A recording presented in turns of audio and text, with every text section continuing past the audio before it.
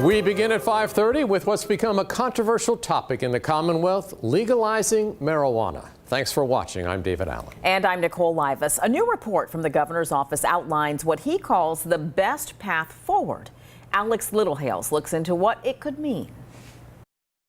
There's no doubt that attitudes are shifting, and the politics behind it all are interesting. Monday, Virginia Governor Ralph Northam released a months-long report outlining all of the details to consider if the state voted to legalize marijuana. The nearly 400-page report comes months after the state decriminalized the drug earlier in 2020, an already big step in the eyes of criminal defense attorneys like Tate Westendorf. There's been a misconception out there for a long time that the courts don't take marijuana that seriously. Westendorf often represents clients with marijuana-related charges and says there is a significant difference between decriminalized and being legalized. On its face, marijuana laws, of course, apply equally to everybody.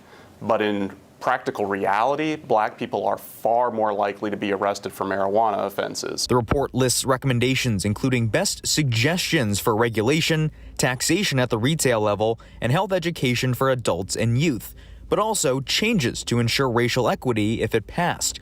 According to the report, black Virginians are 3 times more likely to be arrested for marijuana-related charges than white Virginians, a number at least Westendorf says would hopefully be fixed. So many people are negatively affected by marijuana being illegal. In Virginia Beach, Alex Littlehales, 13 News Now.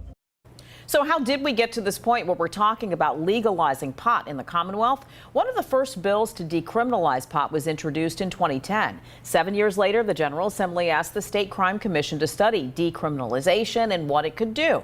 Lawmakers tried passing bills that year and the next 2 years to decriminalize marijuana, and they all failed. But in 2020, Democrats took control of both chambers of Virginia's General Assembly. They passed a series of marijuana reform bills, including decriminalization. That change took effect in July.